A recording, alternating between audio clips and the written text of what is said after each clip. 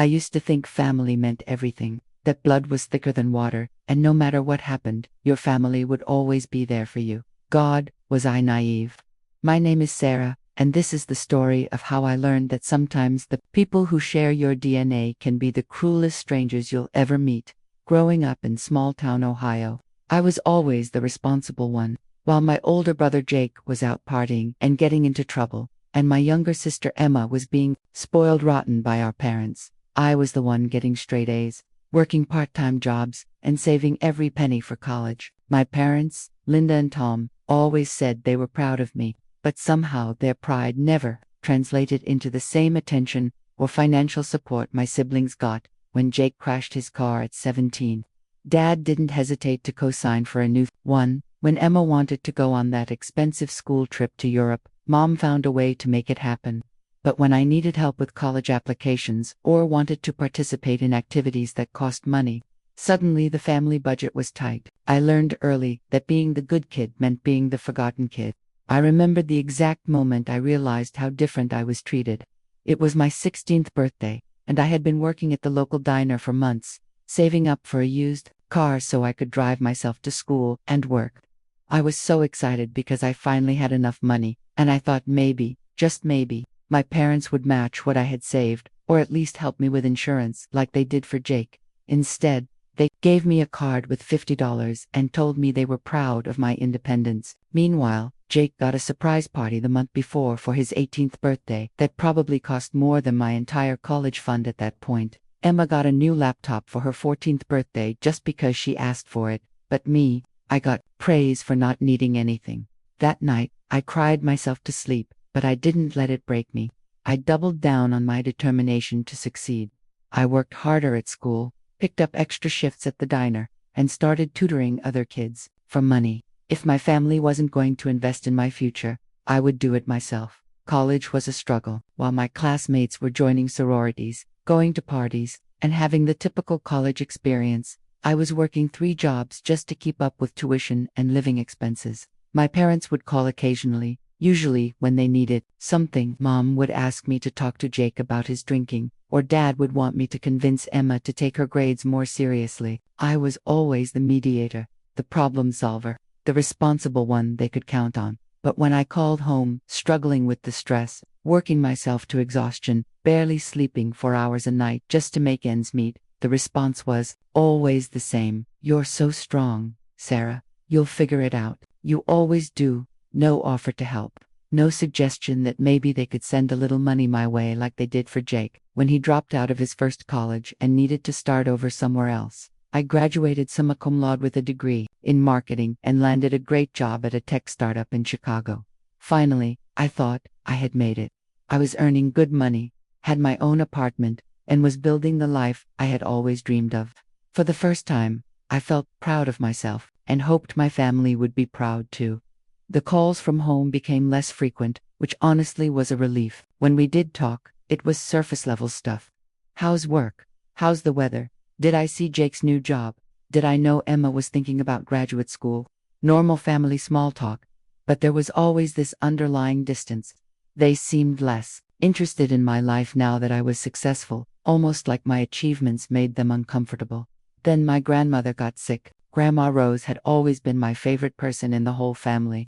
While my parents were busy managing Jake's chaos and enabling Emma's demands, Grandma Rose actually saw me.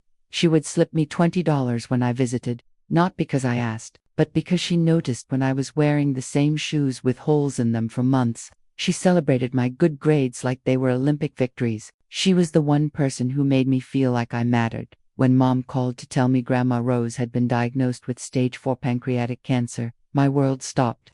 I immediately asked about treatment options, what the doctors were saying, how I could help. Mom's response broke my heart in a way I wasn't prepared for. "Well, Jake can't help financially because he just bought a house, and Emma's student loans are overwhelming her. We were hoping you could help with the medical bills, since you're doing so well now. Not, we need to come together as a family. Not, let's figure this out together." Just straight to asking me for money. After years of being ignored unless they needed something from me, they were doing it again. But this time involving the one person in our family who had ever truly loved me unconditionally. I didn't hesitate. I told them I would cover whatever insurance didn't handle. I took out a loan against my 401k, canceled a vacation I had been planning for 2 years, and sent them $15,000 upfront for treatments and care. But I also made a decision that would change everything. I asked to be included in all medical decisions and updates. I wanted to be part of Grandma Rose's care team, not just the family ATM. That's when the real ugliness started showing. Jake called me a few days later, angry that I was trying to take control of Grandma's situation. Emma sent me a text saying I was being dramatic and that sending money didn't give me special privileges. My parents were caught in the middle but made it clear they thought I was overstepping by wanting to be involved beyond just paying bills. The final straw came when I found out they had been making medical decisions without consulting me. Despite my paying for everything, they had decided to stop a promising but expensive treatment because they thought it was too much for her at her age. When I called to ask why no one had discussed this with me, Dad actually said, "You're not her next of kin, Sarah. You're just helping with costs. Just helping with costs." After everything I had done, everything I had sacrificed, I was reduced to a checkbook. Not a granddaughter who loved her, not a family member whose opinion mattered, just someone helping with costs. I drove home that weekend, and what I found destroyed any remaining illusion I had about my place in this family. Jake had moved back into our childhood home to help with Grandma. But he was really just there because his wife had kicked him out and he needed a free place to stay. Emma was visiting for the weekend, and she had brought her boyfriend, and they were talking loudly about their spring break plans to Mexico, while Grandma Rose was lying in the living room trying to rest. Nobody was actually helping. Mom was overwhelmed and exhausted. Dad was hiding in his workshop, avoiding the reality of the situation. Jake was treating it like a free vacation from his problems, and Emma was barely acknowledging that Grandma was even sick. But they were all perfectly comfortable spending the money I had sent. When I tried to talk to Grandma Rose alone, to ask her how she was feeling and what she wanted, Jake interrupted us to ask if I could spot him a few $100s because he was short on his car payment. Right there, in front of our dying grandmother, he was asking me for money. Emma chimed in that she could really use help with her rent that month too. Not once did either of them ask how I was doing, how work was going, or even thank me for what I had already given. That night, I sat in my old bedroom, looking at the participation ribbons and honor roll certificates that still hung on the walls, and I realized something that should have been obvious years earlier. This was never going to change. I was never going to be seen as anything more than a resource to them.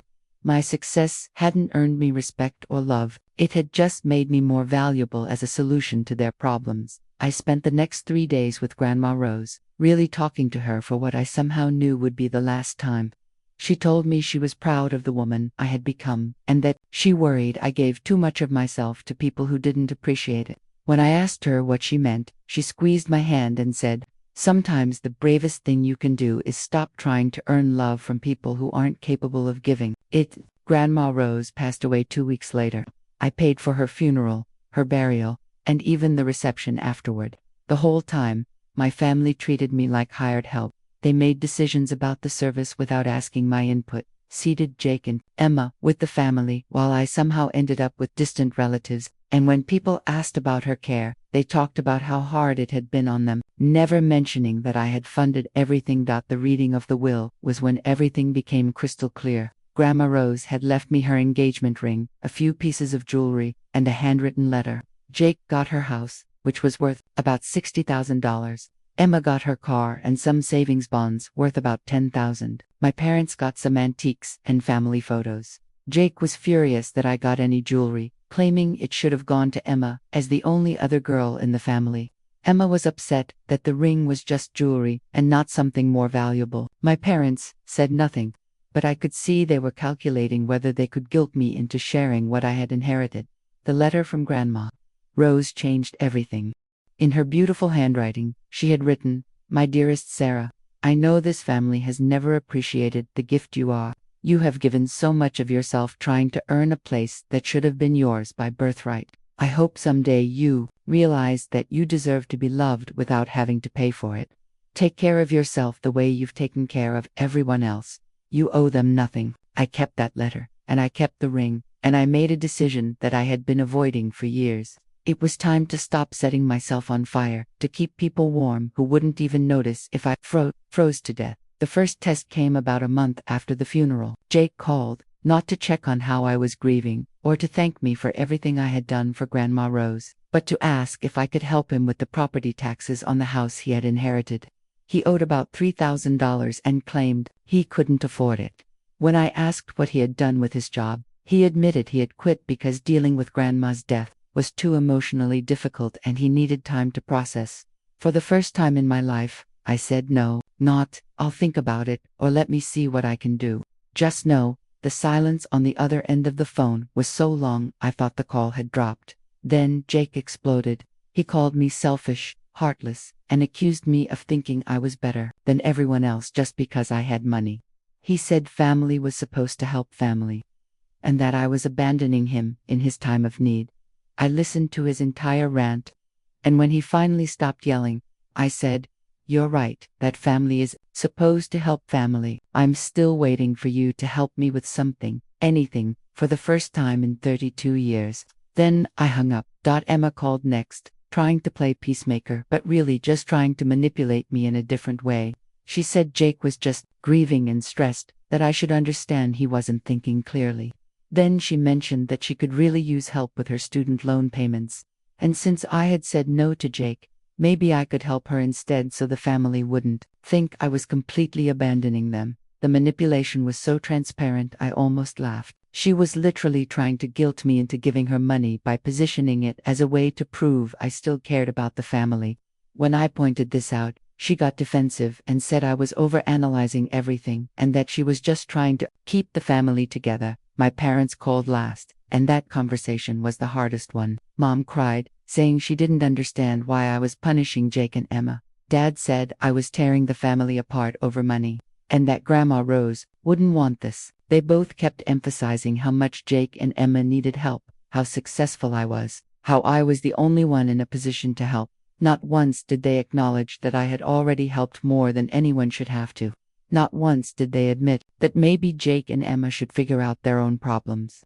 Not once did they ask if I needed support while I was grieving too. It was all about what I could do for other people, never about what anyone could do for me. That's when I realized Grandma Rose had been right.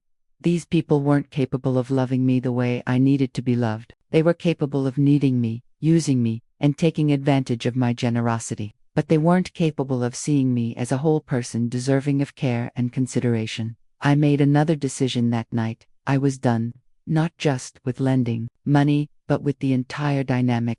I was done being the family ATM, the crisis manager, the responsible one who cleaned up everyone else's messes. I was done trying to earn love from people who only saw me as valuable when I was useful. I sent a group text to my parents, Jake and Emma. It said, "I love you all, but I'm taking a break from family obligations and financial support. I need time to focus on my own life and well-being. Please don't contact me unless it's a genuine emergency."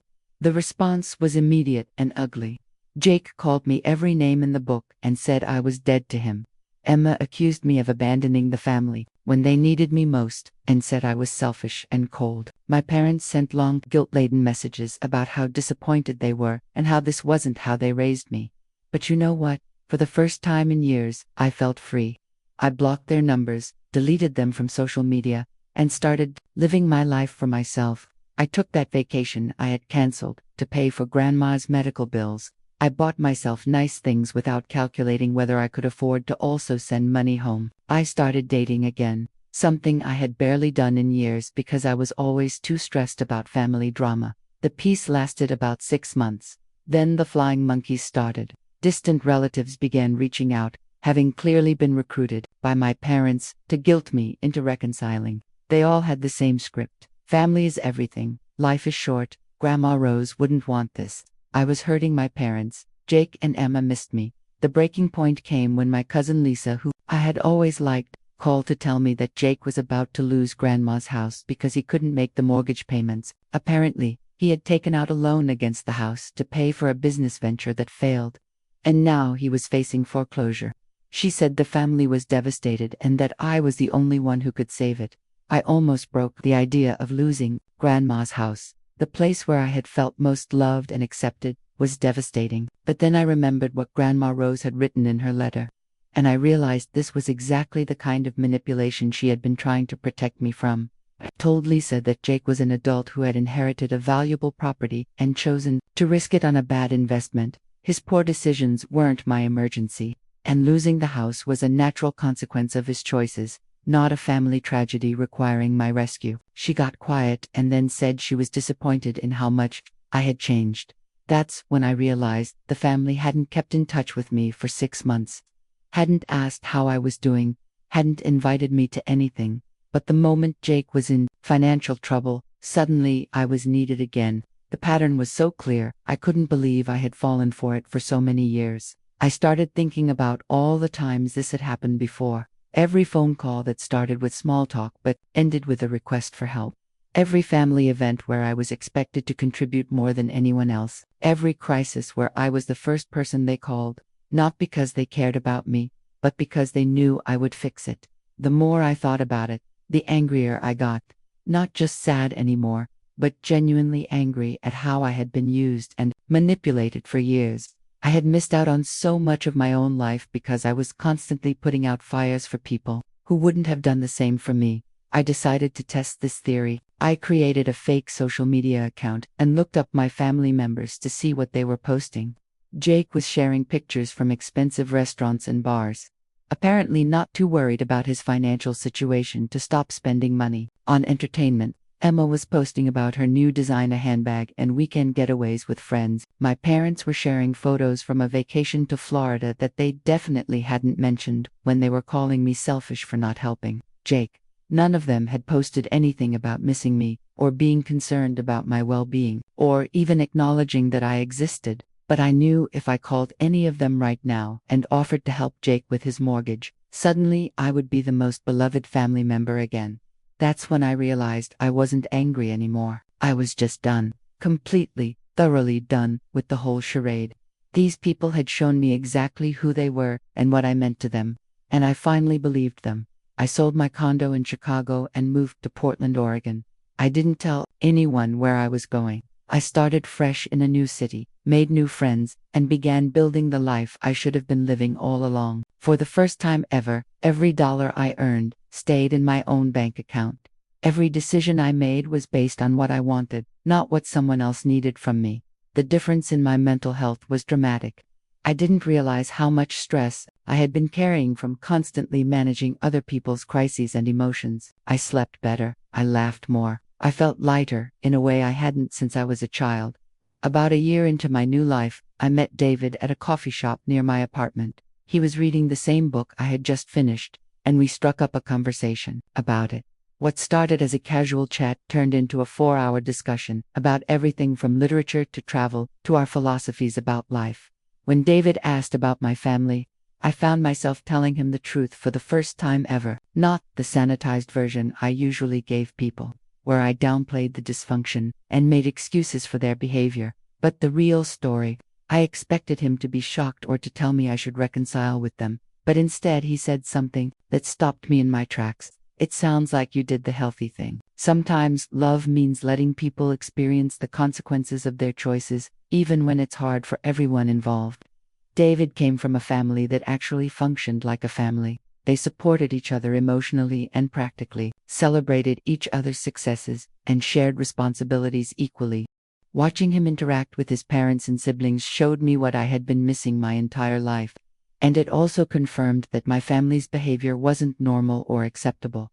We've been together for 2 years now, and he's never once asked me to lend him money, solve his problems, or sacrifice my own well-being for his benefit.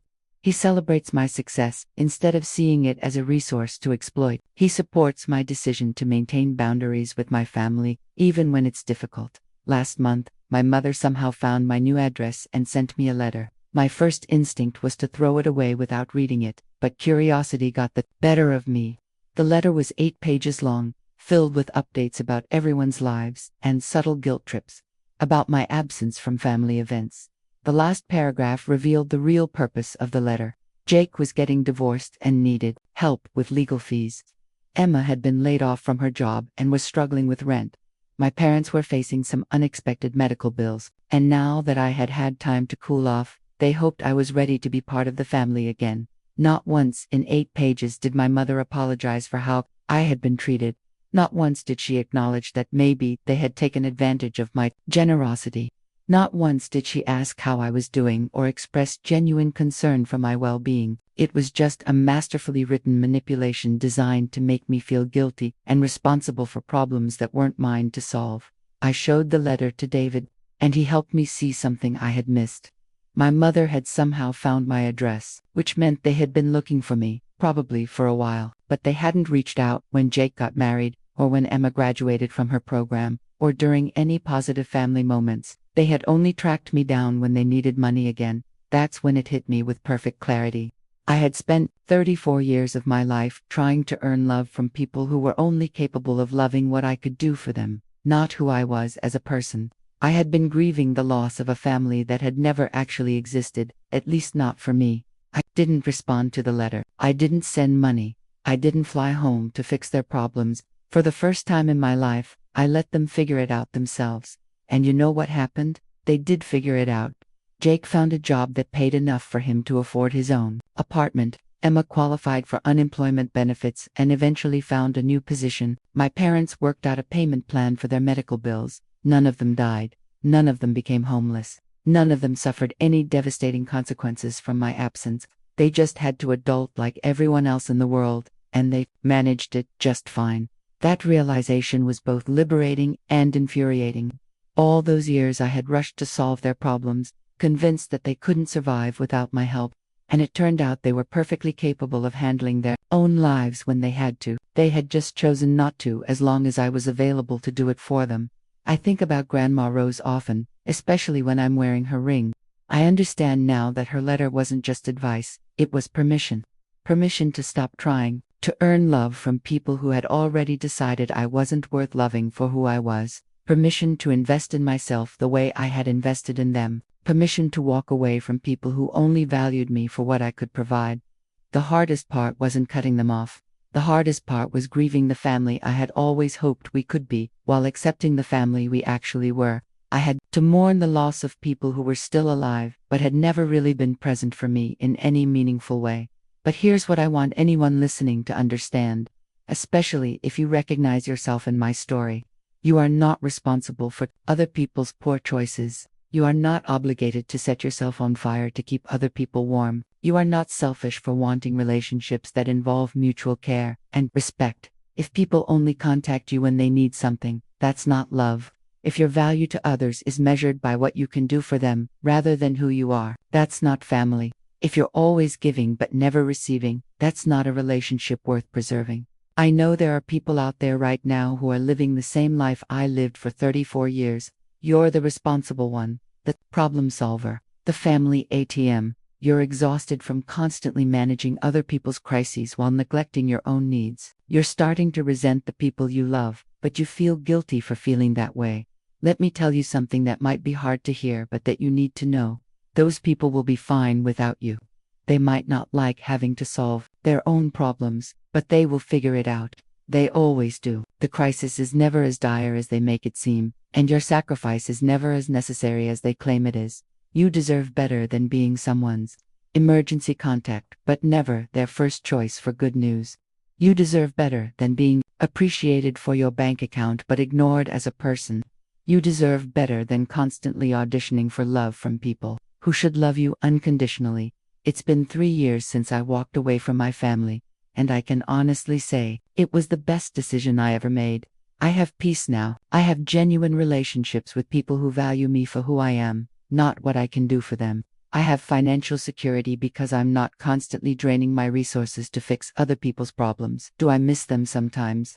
I miss the idea of them. I miss the fantasy of what our relationships could have been if they were different people. But I don't miss the stress, the manipulation, the constant feeling of never being good enough or giving enough. If you're thinking about setting boundaries with toxic family members, let me encourage you to trust your instincts.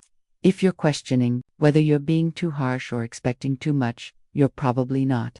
If you're worried about what people will think, remember that the people whose opinions matter will understand and support your decision. Your mental health matters, your financial stability matters, your peace of mind matters. You matter, not just as a resource for other people to exploit, but as a whole person, deserving of love, respect, and consideration. The people who truly belong in your life will prove it through their actions, not their words. They will show up for you the way you show up for them.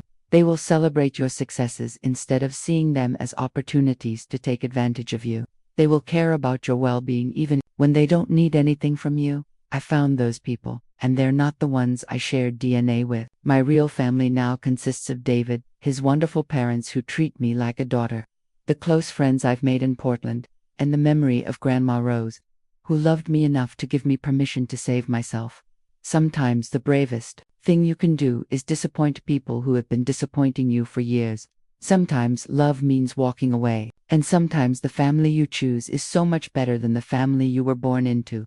If my story resonates with you, I hope you'll share your own experience in the comments. There are more of us than you might think, and knowing we're not alone in this struggle can make all the difference. And if you're still trying to decide whether to set boundaries with the toxic people in your life, I hope my story gives you the courage to choose yourself for once. You deserve to be loved for who you are, not what you can provide. Don't let anyone convince you otherwise.